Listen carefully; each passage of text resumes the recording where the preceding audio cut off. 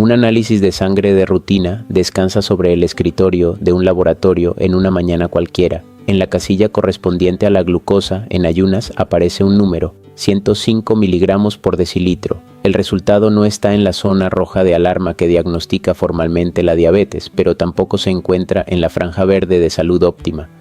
Para la mayoría de las personas, este valor pasa desapercibido como una ligera variación sin importancia. Sin embargo, dentro de la arquitectura metabólica del cuerpo humano, esa pequeña cifra en el papel representa el síntoma visible de un sistema que lleva años operando bajo un nivel extremo de tensión fisiológica. El organismo no pasa de un estado de salud metabólica perfecta a un diagnóstico de enfermedad crónica de la noche a la mañana.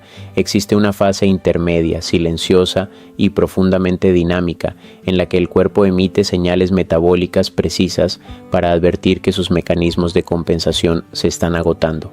La prediabetes no es simplemente un paso previo inevitable hacia un problema mayor, es la última ventana de oportunidad biológica en la que el daño celular y vascular aún puede revertirse por completo. Soy el Dr. Rafael de la Rosa y te doy la bienvenida a Dr. Rafa DS, el espacio donde exploramos los mecanismos ocultos que gobiernan la salud, el cuerpo y la mente usando ciencia real y evidencia documentada. Recuerda suscribirte hoy mismo y activar la campana de notificaciones, porque tu buena salud es nuestro objetivo. Para entender la verdadera naturaleza de esta señal de advertencia, debemos examinar la dinámica del azúcar en la sangre en un estado de equilibrio fisiológico.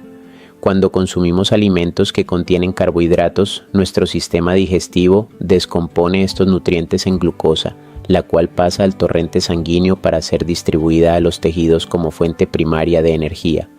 En respuesta a este flujo de combustible, el páncreas libera insulina, una hormona encargada de unirse a los receptores de las células musculares, hepáticas y adiposas para abrir los canales de transporte que permiten la entrada del azúcar. En condiciones saludables, las células responden con agilidad, los niveles de azúcar en sangre retornan rápidamente a la normalidad y el páncreas reduce de inmediato su producción hormonal. Sin embargo, cuando la demanda energética es constante y los depósitos de almacenamiento celulares se saturaron por años de sobreestimulación, las células comienzan a protegerse, reduciendo la sensibilidad de sus receptores. Para mantener el azúcar bajo control, el páncreas se ve obligado a duplicar o triplicar la secreción de insulina. Durante este periodo inicial, la persona se siente razonablemente bien y las pruebas médicas estándar muestran cifras de glucosa perfectamente aceptables. Sin embargo, detrás de esa aparente tranquilidad, el cuerpo está pagando un precio biológico elevado. Mantener la glucosa dentro del rango normal exige un esfuerzo pancreático desproporcionado que altera la regulación de otras funciones vitales. A primera vista, se suele asumir que la prediabetes es únicamente un problema de azúcar elevado y que la solución consiste simplemente en evitar los postres o reducir las cucharadas de azúcar en el café. Si la glucosa en ayunas se mantiene cerca de los 100 miligramos por decilitro, se asume que los órganos y los vasos sanguíneos permanecen completamente a salvo de cualquier tipo de deterioro. Sin embargo, la investigación en medicina fisiológica contemporánea ha revelado una contradicción fundamental en esta visión tradicional. Diversos estudios vasculares demuestran que el daño endotelial y la rigidez arterial no comienzan cuando la glucosa cruza el umbral de la diabetes, sino mucho antes, durante la fase de hiperinsulinemia compensatoria de la prediabetes.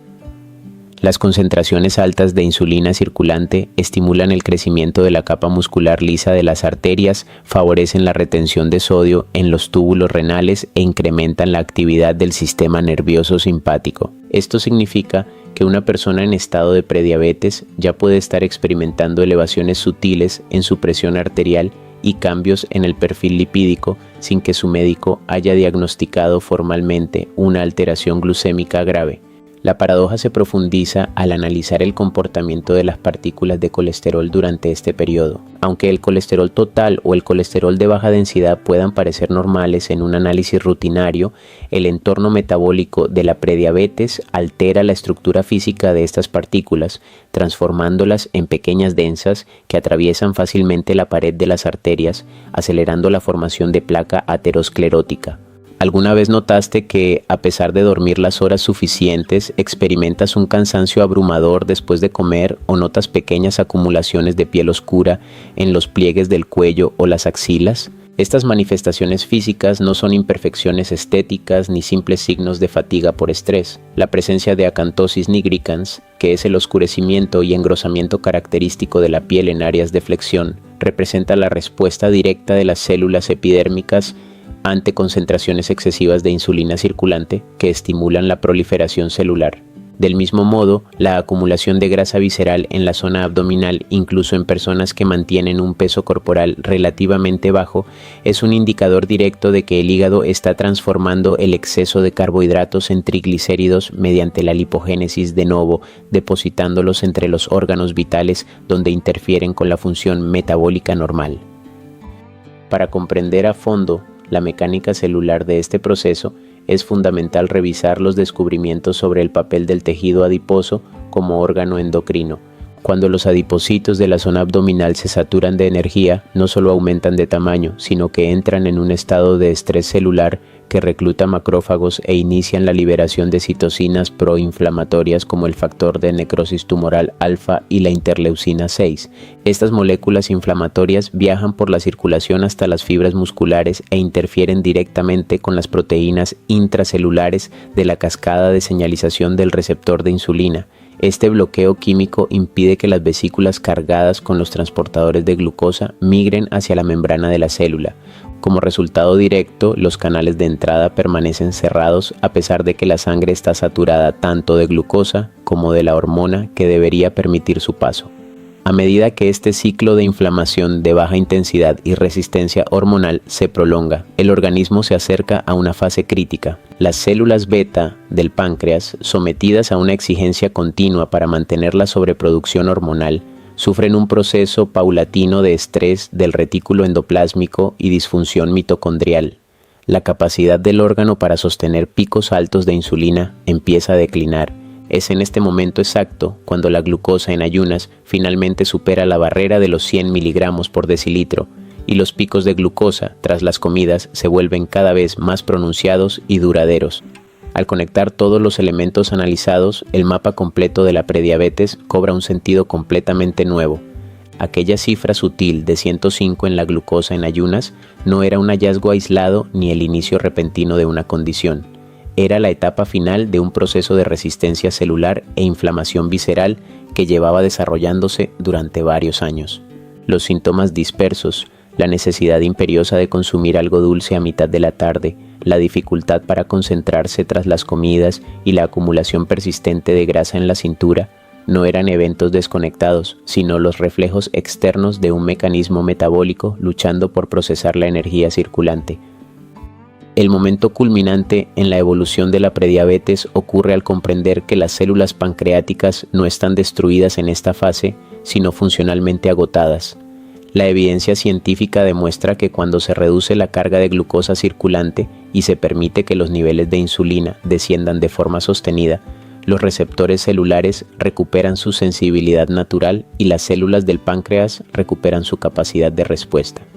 La prediabetes no representa un punto de no retorno, representa el punto exacto donde la intervención metabólica tiene la máxima eficacia para revertir el proceso antes de que la masa celular pancreática sufra una pérdida irreversible.